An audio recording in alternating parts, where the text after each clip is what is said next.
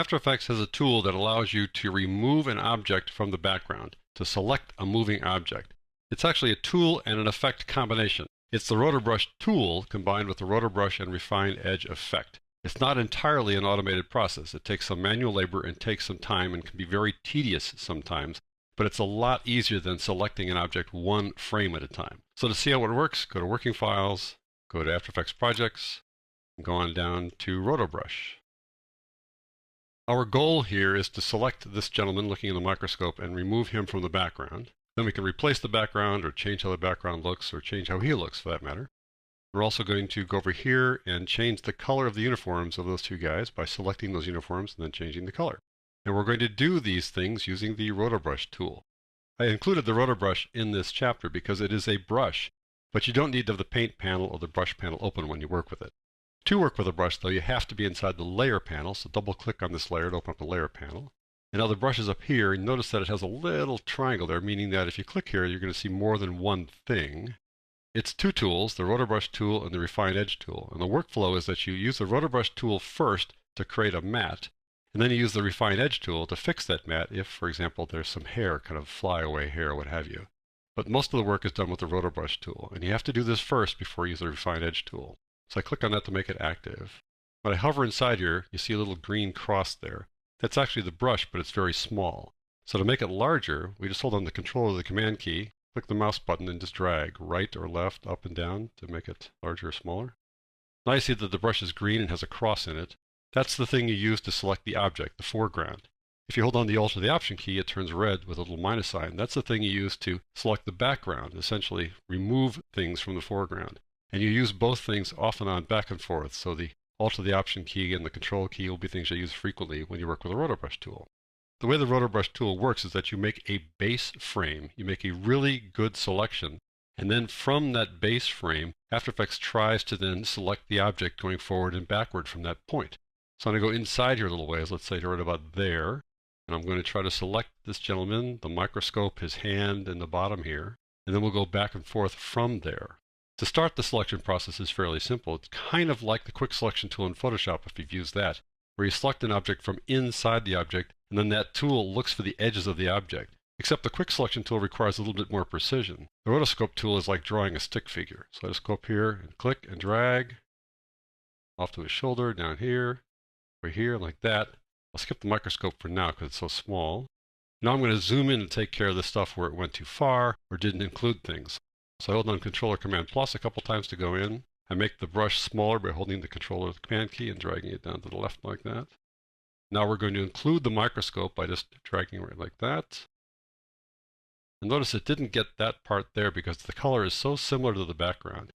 And I'm not going to worry about that because to select that little part right there is extremely difficult because the colors are so similar. So we're just going to assume that that's just not part of the microscope. Click the edge there to get that.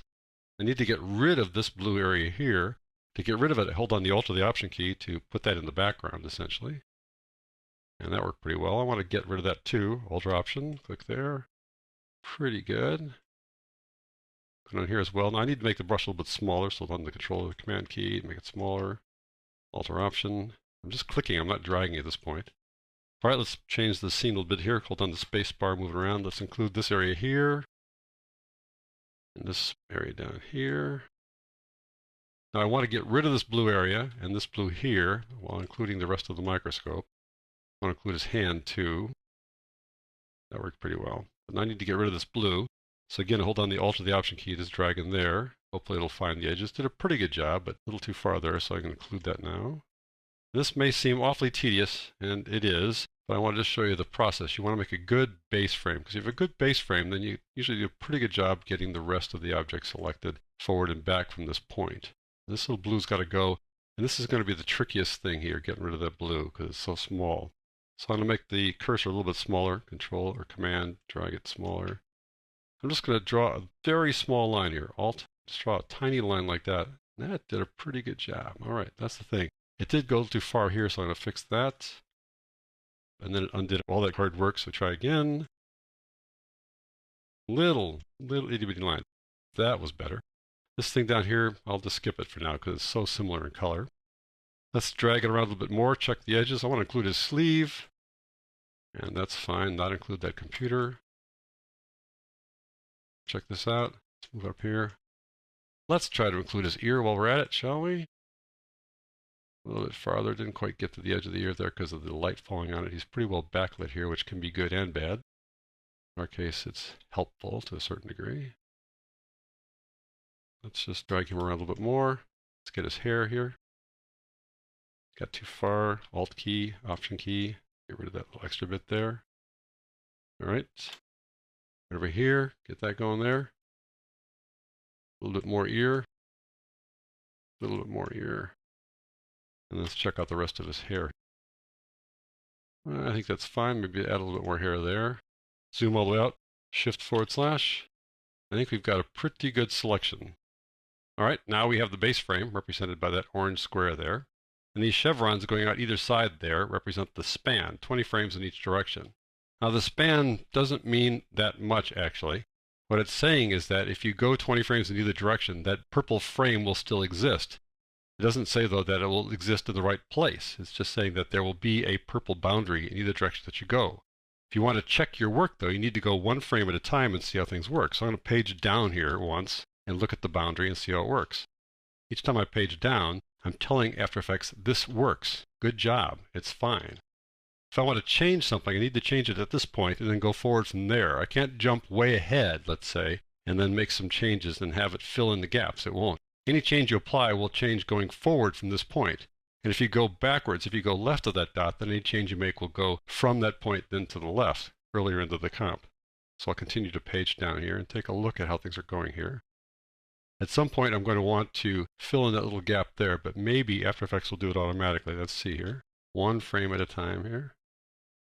I think we're doing well. That little gap came in by itself. So it's behaving pretty well. After Effects learned pretty well how to deal with this based upon our base frame. Now when I get to that last spot in the span there, this purple line is going to disappear, or just actually go around the entire frame. Watch this. Boom, it popped around the entire frame there. That's because we're outside of that span. We can expand the span, and now that purple frame will reappear. It's appearing where it thinks it ought to go, and so far After Effects is doing a pretty good job figuring out what we want. I'm going to go a little bit farther here by dragging the cursor forward rather than going one frame at a time in the hopes that it gets it right. But we need to watch it and see what happens, so it takes a while to do this. You can see a little green bar going across there saying, okay, I'm looking at each frame here, and I won't tell you how I did until I get to where your cursor is. And then, bam. Now we take a look at it. And I'm looking here, seeing that it looks pretty good. I'm very pleased with how this is working. This is a relatively easy subject to select, with the exception of those blue areas there, and that thing there. Where the problems will arise here is when the microscope gets past the screen, and the black lower right-hand corner of that will want to join the microscope. So we'll go a little bit farther forward here to that point. All right, I almost got there. I'm going to take the current time indicator a little bit farther forward outside of the span, and that's where the problem will come in. So let me drag the span to that point and see how it does. And we'll probably have to back up.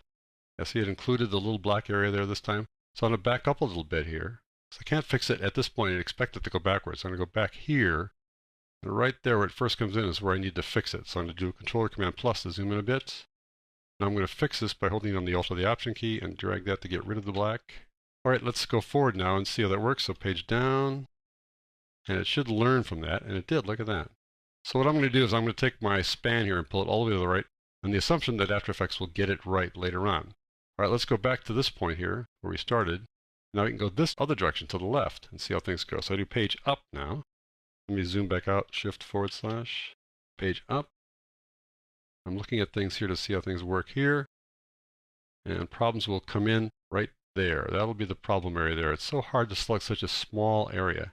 Notice that if I go page down, that frame worked. Page up, that frame didn't. So we need to fix that. I'll go Control Command plus a couple times, and we'll fix that.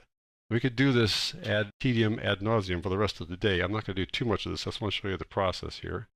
So I'll make a little selection there. Hopefully it won't select everything, but it did. Unselect that area now. Just a little dot there. That did better. Okay, now we'll go page up one more time, see how it handles that. It handled it well, yay. Up, and it lost to the end. Try again, little dot. It fills up the whole thing. Remove it like that. Another little dot here.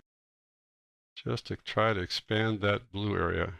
And notice that when we do this, it gets part of the microscope in. Now we do page up again, and we lose it again. I'm not going to make you watch this whole thing while I try to repair all those little blue areas, because that's the trouble spot, because the color is so close to the color of the lab coat and the color of the microscope. So you can see it's not a perfect solution, but it's done it reasonably well, so at least you can see how the process works. Now I'm going to zoom back out, Shift//. And now that we've done all this work, what does it all mean? Well, let me just go back to the comp here and take a look. We've now taken that guy out of the background. But we can refine the edge a little bit. So I'm going to put a solid layer behind him to kind of see how it looks. So I'm going to go down here and right-click, New Solid. We'll make it gray, that's fine. Drag it below him. Now I want to zoom in on him a bit to get a closer look at it. So do Control-Command+ a couple of times. You can see it's kind of a ragged edge there. If we select him, there is the effect. And you can work on the matte here. You can feather it to kind of soften the edge a little bit. So I'll just do that a little bit here. And you see how the edge gets softer there? If I go to a high contrast, it gets kind of aliased. Makes it a little too precise. See, it gets kind of rough around the edges there. So I kind of like the default of 80 or a little bit less than 80 for the contrast. Scrolling down to the bottom, decontaminate edge. The blue background is kind of bleeding into the edge there. You can adjust that by decontaminating it, meaning you can take away that color. So I click on that. We'll see if that makes a difference, let's say to the microscope or to his skin. And see, it fixes a little bit. But you can do more by opening up this disclosure triangle there like that. And you can increase the decontamination like so. And that really takes care of the color issues there. So that's the basic process to create this matte. If he had flyaway hair, we would want to use the Refined Edge tool, or the Refined Edge part of this effect. But we don't need to do that for him right now, and we'll save that for the next lesson. Let me do a Shift//. Once you've done this, you can go back to the layer panel. There's a little thing down here that says freeze. And what freeze does, it creates something like a video that it stores inside here. So when you play this thing back, it plays back smoothly. If I were to play this back now, it would not play back smoothly because it's going through the process each time of sort of recreating these frames. But if you freeze it, that means you can't apply the refined edge to it. You need to decide when you're done making the matte and the refined edge. If there's no need for refined edge, then you can just click freeze and you're done. But you can always unfreeze later, so you're not sort of stuck. Nevertheless, I'll just leave the freeze alone now and go back to the comp view here. Let's just add the original background. So I'm going to take this microscope layer, Control or Command D to duplicate it. And I'm going to take this, which is now the background essentially, and then take away the effect by clicking on the effect and deleting it. Now it looks like we've got the original thing, right? But I'm going to make the background darker and a little bit out of focus. So I go over here and go to Fast Blur and put that on the background layer and repeat the edges here like that and blur it a bit. And we'll go, let's say, make it darker by putting in, let's say, curves. And we'll go get curves, apply that, and make it a tad darker. Emphasize the guy in the microscope. You can also change his color a little bit, so let's add curves to him. So you can adjust the foreground as well. We'll just fix the red side of the curve here a bit. A little bit warmer looking like that. So that's something you can do. You can put an entirely different background in. Go back to the project panel and take this abstract waves and put that in instead. And we could do the same kind of routine to that one. We could put a blur on it and see how that works. In any event, you can see how this works. You can use the rotor brush to select an object and lift it from the background, replace the background, change the background, what have you. Let's do one more thing here. I want to show you the changing of the guard. Not to go through the entire process all over again, but to show you that you can select more than one object at a time. So double click on this. We'll open up the layer panel. Go get our rotor brush tool again. Click on that. I'm going to zoom in a bit here so I can see the guard better. Control or Command+. Hold on the space bar and move them around a bit there. I want to select that jacket. It's fairly easy to select. It's a pretty distinct color. I'm going to hold on my space bar and go across to the other guy and select that jacket as well. The sleeve as well. That bottom part of the sleeve there. Okay. Now that I've selected both of them, I'm just going to take the span and drag it across for the entire length, assuming that it's going to get it right. It might not, but we'll assume it's going to get it right. Go back to the comp panel, and you'll see that it's just these two little jackets that show up there. So you take this layer, Control or Command D, duplicate it, go on down there and remove that effect. Now it looks like nothing's happened, but I'm going to go back to this first one, scrolling down to hue saturation and put that on that top one. And let's just change the hue of the jackets. Something like that. We can darken them up a little bit. Something like that to make them less obtrusive so that we focus our attention on the changing of the guard. So there you go. That's how I use the Roto Brush tool and its associated Roto Brush and Refine Edge effect to select moving objects in a scene.